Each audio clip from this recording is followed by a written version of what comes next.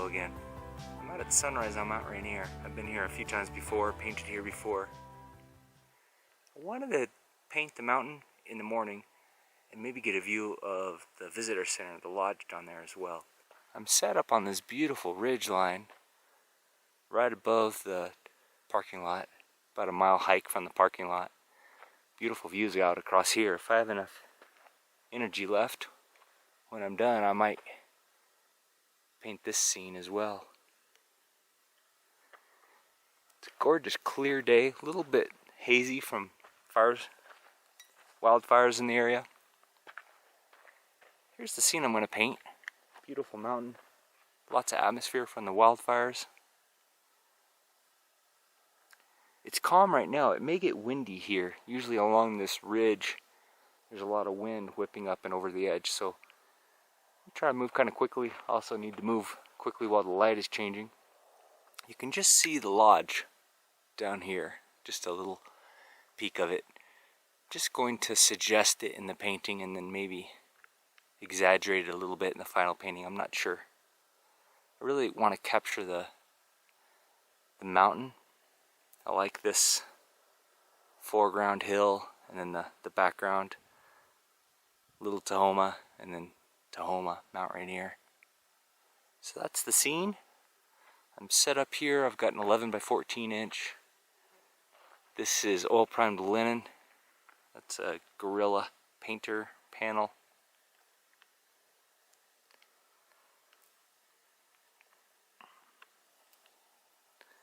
I'll start with artist turpentine, do the initial wash.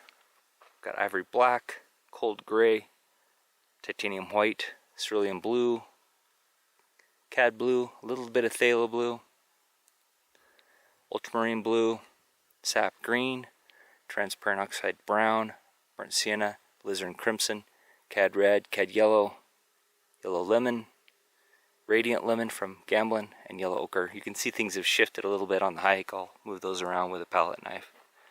Using this prolific painter, Joshua Bean, little palette, really nice glass palette, lightweight, hikes easy.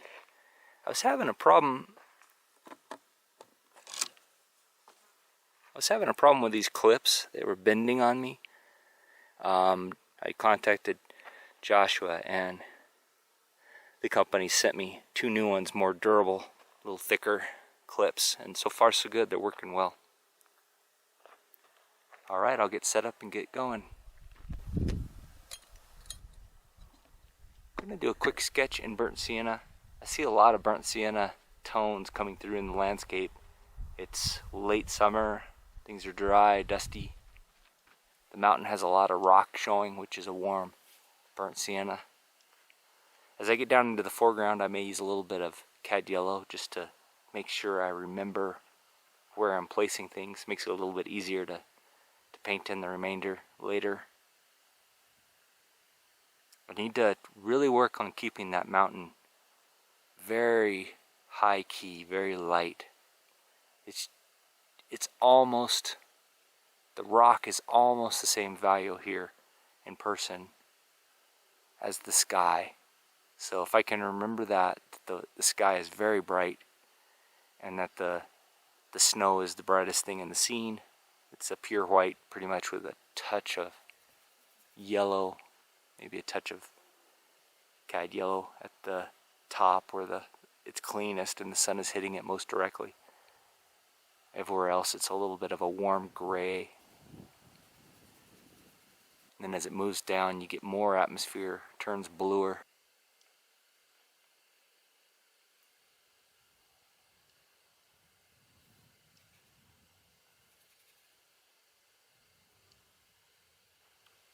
So here I'm using a little ivory. It's a 0 just to sketch with, and some burnt sienna.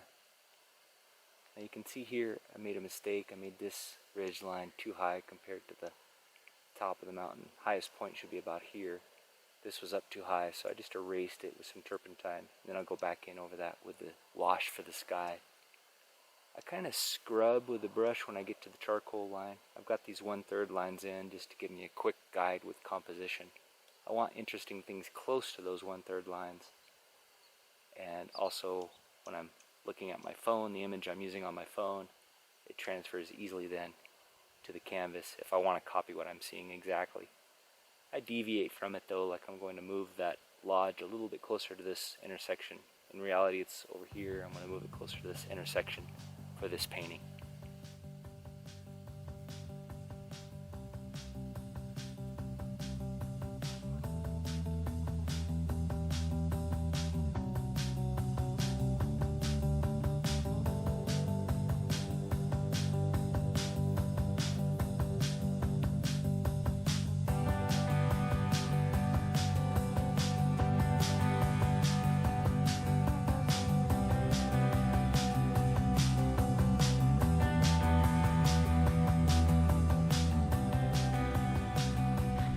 So in the initial wash, I'm going to wash in alizarin crimson for the snow on the mountain.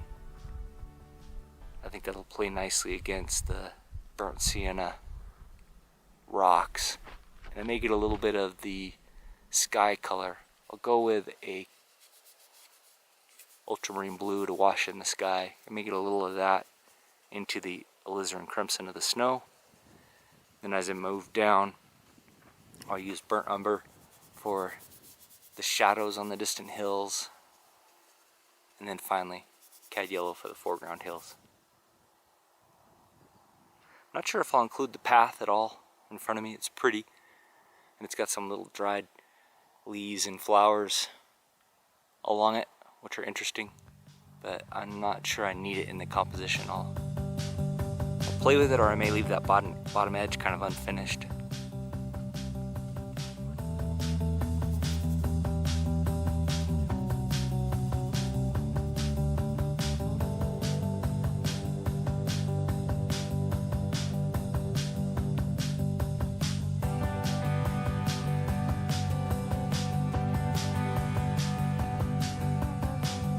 Taking my time on this turpentine wash. I want to get the drawing right. I want to get the feel of the mountain, the immensity of it. I think I may need to shrink that lodge just a little bit. It feels a little big at the moment. So as I paint the colors around it, I may cut into it just a bit and shrink it. But I do want it to be there. I think it adds something to the painting. I just need to figure out how to bring that foreground area where the lodge is sitting forward enough that the mountain looks huge behind it.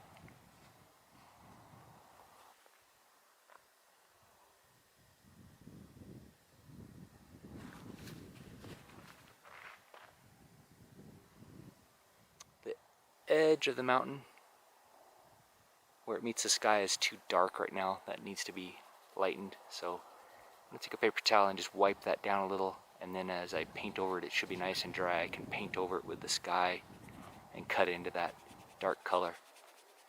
Some of this foreground also needs to be darkened further, but I don't want to go too dark. I want to keep that background really light and the foreground darker.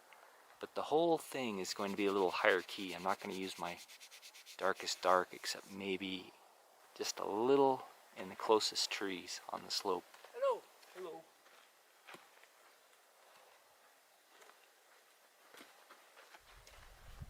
So now I'll clean my palette off thoroughly and mix up the sky colors first. The sky color again is almost white.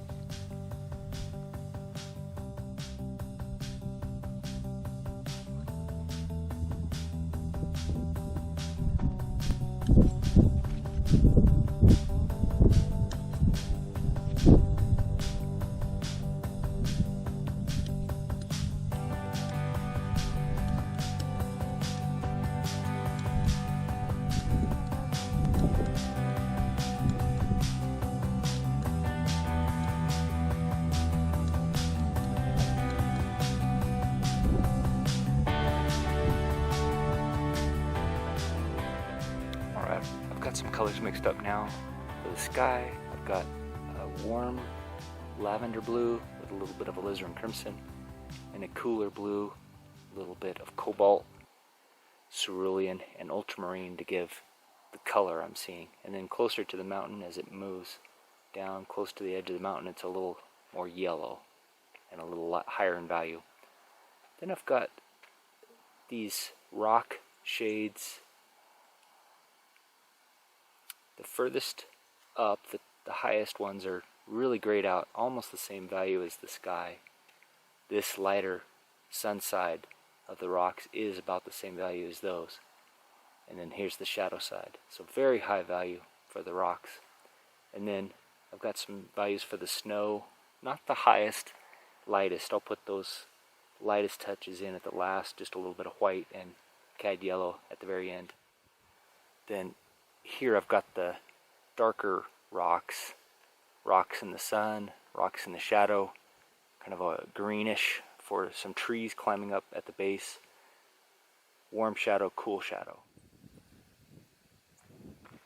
It's evergreen number 7.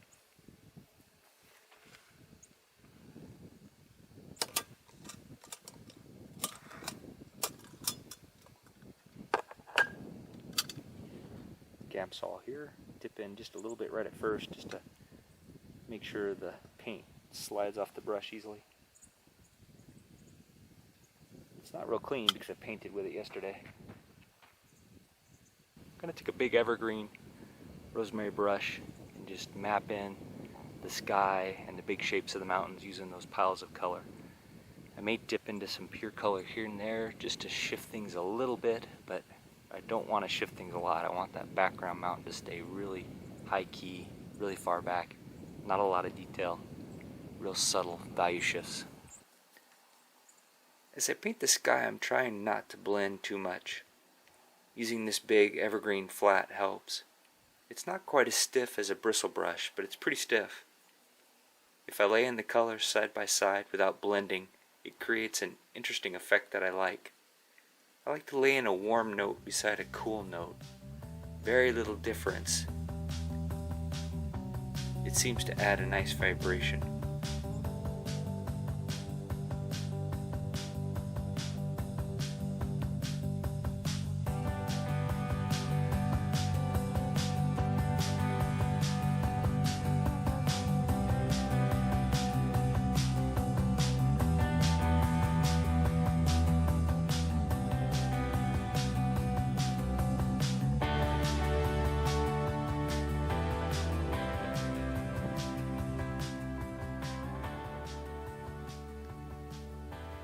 As I paint the mountain, I'm trying to lay in the colors side by side again without blending too much. I'm thinking about it like a poster where the patches of color are very flat and create an interesting abstract pattern. I find it really helps to lay in the colors side by side on my little extra palette to make sure that they are in color harmony. The sun is very bright. Things look pretty warm in the distance. I think because of all the fire smoke, haze in the air. I'm not sure it's working. Those colors in the distance may be a little too warm. It may not let the mountain recede into the distance enough. I'll have to look at it again when I'm done.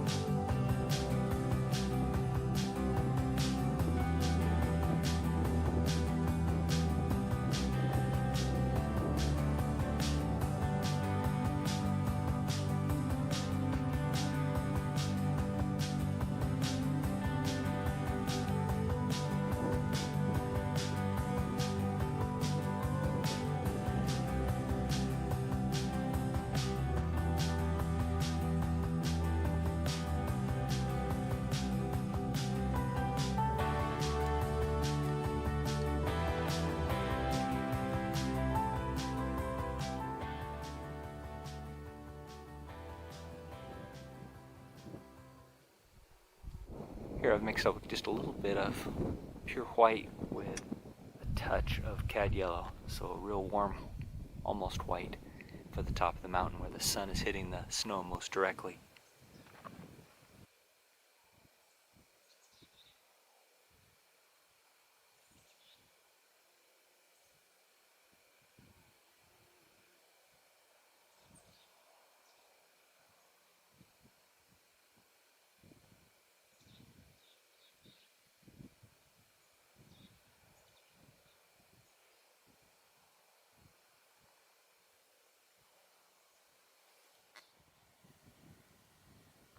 Got a few more colors mixed up now.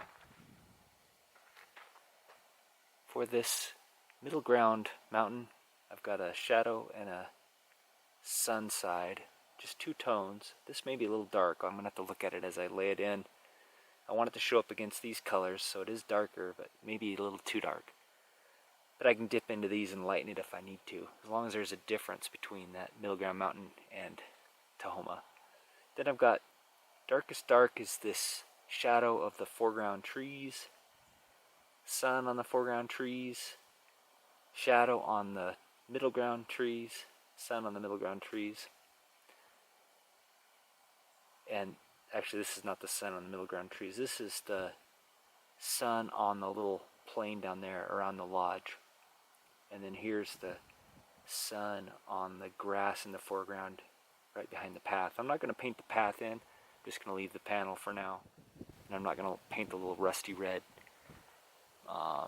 leaves and any of the flowers in the field. I may add those later. I may also leave the lodge completely untouched, just the sketch of it there, and try to finish that in the studio. Make sure the scale looks good, and then finish that part of it in the studio. The wind is really picking up. It's stirring up little dust devils, and it's making me a little afraid it's going to knock my easel over. So I'm going to lay these in quickly. If I need to, just kind of capture the color notes I'm seeing in front of me and finish it up in the studio.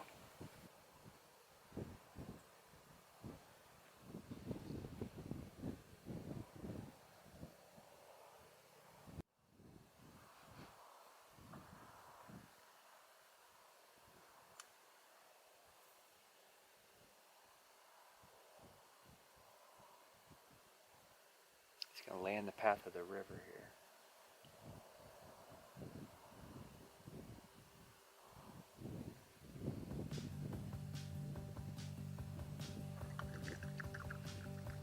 As a reminder, there was a nice river down there reflecting the light.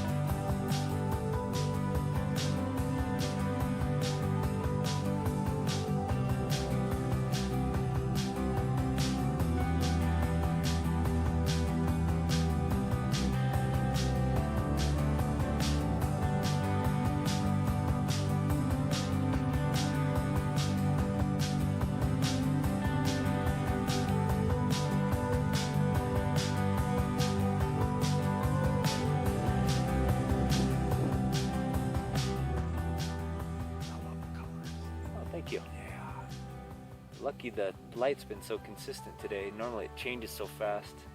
It doesn't leave me the time to do detail stuff like this. Oh, okay. But yeah, I think it's about done. That's beautiful.